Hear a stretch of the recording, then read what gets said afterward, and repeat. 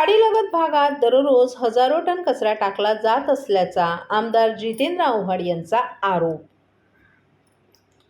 ठाण्याच्या खाडीलगतच्या भागात दररोज हजारो टन कचरा टाकला जात असल्याचा आरोप राष्ट्रवादी काँग्रेसचे आमदार जितेंद्र आव्हाड यांनी केलाय.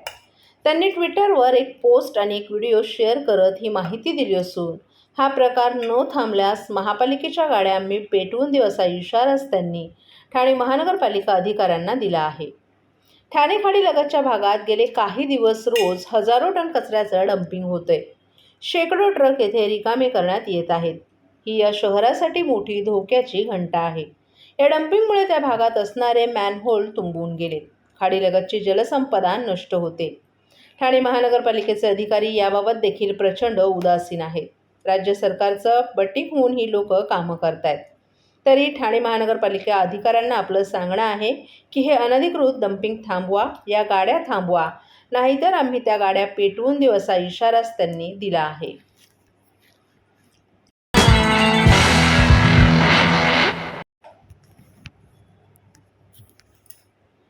ठाणे महापालिका हद्दीत 432 नवीन इमारतींची तसंच क्लस्टर आणि SRAची कामं असल्यानं पुढील काळात ठाण्यातील नागरिकांना वाहतूक कोंडी आणि इतर नागरी सुविधांच्या त्रासाला सामोरं जावं लागणार आहे.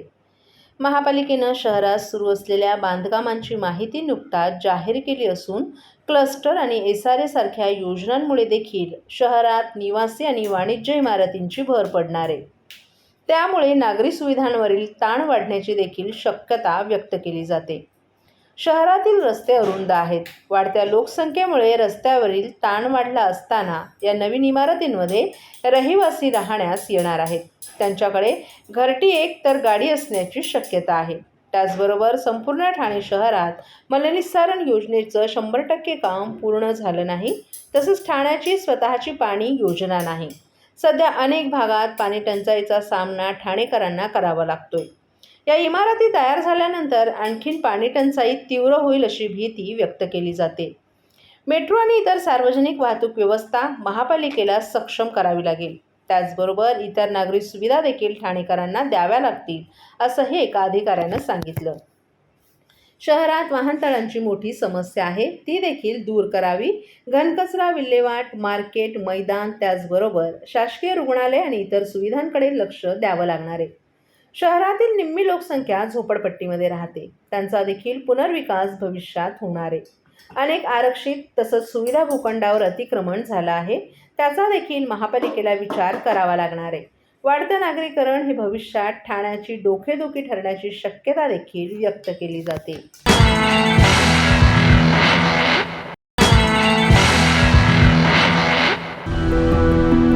मैं घर घर जाके काम करती हूँ. मेरे हस्बैंड ऐसी बेलदारी मजदूरी करते हैं. पहले मैं टीके लगवाती थी, फिर ऐसा हुआ कि हम लोग काम करते थे, हमारा काम डाउन होने लगा. फिर हम गांव चले गए. फिर गांव से आए तो हम दोनों काम में बिजी हो गए. एनम दीदी हमारे एक दिन घर आई. उन्होंने कहा कि मुझे कार्ड दिखाओ. फिर उन्होंने देखा उसमें कुछ टीके छूटे पड़े. आस पड़ोस में जितने भी बच्चे हैं उनके घर पर गए. उनके मम्मी पापा से बोले जो जो बच्चे छूट गए हों वो बच्चे अपना टीका लगवा लें. अब हम लोग सारी लेडीज मिलकर बच्चों का टीका लगवा के आए. हम तो भूल गए थे कि हमारे बच्चे का टीका नहीं लगा, लेकिन सरकार ने भूली, हमारे दरवाजे पर आए और टीका लगाया. मिशन इंद्रधनुष.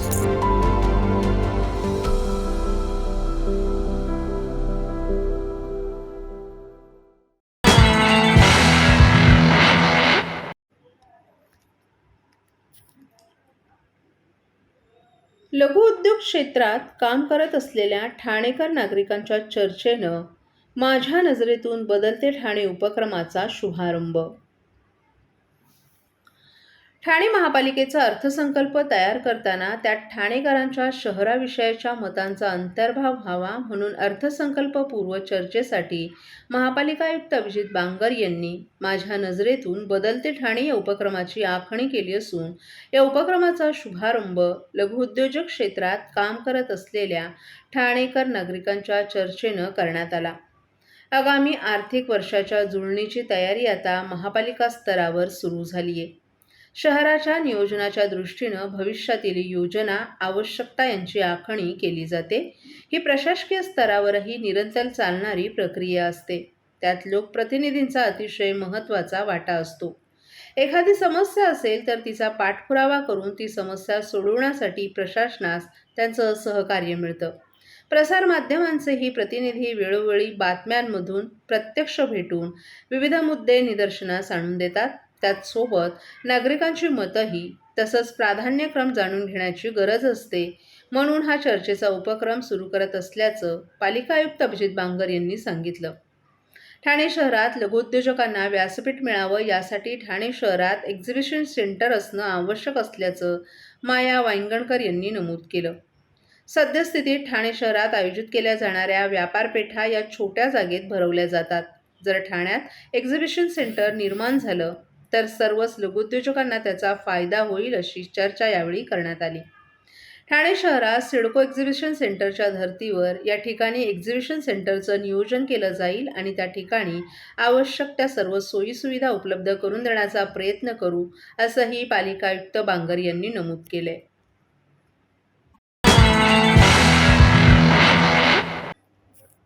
भाजपाला 3 राज्यात मिळालेल्या यशाचं अभिनंदन करतानाच विरोधी पक्षावर मुख्यमंत्री एकनाथ शिंदे यांची टीका. घर घर मोदी, मन मन मोदी हेच या निकालामुळं सिद्ध झालं असून निवडणुकीपूर्वी काही जण मोदींचा करिश्मा ओसरला असं म्हणत होते. त्यांच्यावर आरोप प्रत्यारोपही करत होते. मात्र निकाल हा जनतेच्या आजच्या निकालातून पुन्हा एकदा सिद्ध झालाय, अशी प्रतिक्रिया मुख्यमंत्री एकनाथ शिंदे यांनी रविवारी व्यक्त केली आहे. लोकसभेच्या सार्वत्रिक निवडणुकीपूर्वी महत्त्वाच्या मानल्या जाणाऱ्या मध्य प्रदेश, राजस्थान, छत्तीसगड आणि तेलंगणा या 4 राज्यांच्या विधानसभा निवडणुकीत भाजपनं अभूतपूर्व यश मिळवले. या विजयाबद्दल भाजपचं अभिनंदन करतानाच शिंदे यांनी विरोधी पक्षावर टीका केली. पंतप्रधान नरेंद्र मोदी यांनी देशासाठी केलेलं काम आणि अमित शहा यांनी केलेल्या निवडणुकीचं योग्य नियोजन यामुळे 4 पैकी 3 राज्यात राष्ट्रीय लोकशाही आघाडीला एवढं मोठं यश मिळाल्याचं शिंदे यांनी सांगितलं. याच विरोधी पक्षांनी 2014 मध्येही मोदींवर नको ते आरोप केले होते, परंतु तरीही मोदी निवडून आले. 2019 मध्ये पुन्हा विरोधकांनी एकत्र येऊन चौकीदार चोर हे म्हणत आरोप केले, परंतु तरीही मोदी पुन्हा निवडून आले. 2024च्या निवडणुकीतही हे सगळे पक्ष एकत्र येऊन मोदींना विरोध करतायत, परंतु लोकसभेच्या निवडणुकीत पुन्हा मोदीच निवडून येतील असा विश्वास एकनाथ शिंदे यांनी व्यक्त केलाय.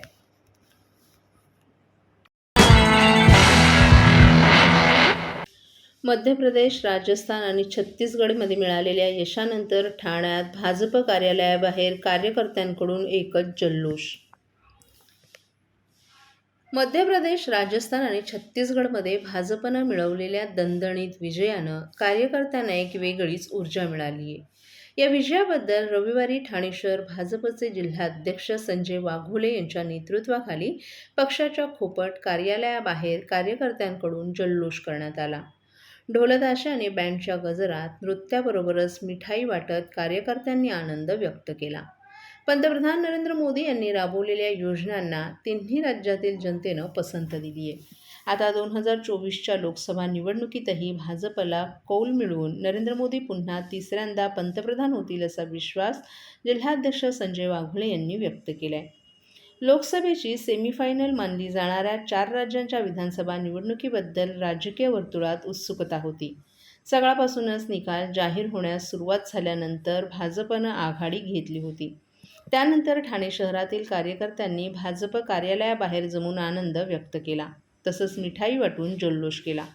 भाजपचे जिल्हाध्यक्ष संजय वाघोले यांच्या नेतृत्वाखाली झालेल्या आनंद उत्सवाला भाजपचे माजी ज्येष्ठ नगरसेवक नारायण पवार, सरचिटणीस मनोहर सुखधरे, सचिन पाटील, डॉक्टर समीरा भारती, उपाध्यक्ष डॉक्टर राजेश मडवी, विक्रम भोईर, महिला मोर्चाच्या जिल्हाध्यक्षा स्नेहा पाटील, सचिन केदारी, बाळा केंद्रे, मंडळ अध्यक्ष विकास घांगरेकर, दिलीप कंकाळे, सचिन सावंत, सुदर्शन साळवी, हेमंत म्हात्रे, किरण मणेरा, शीतल कारंडे, अर्चना पाटील, वृषाली वाघोले भोसले आदींसह इतर पदाधिकारी आणि कार्यकर्ते मोठ्या संख्येनं उपस्थित होते.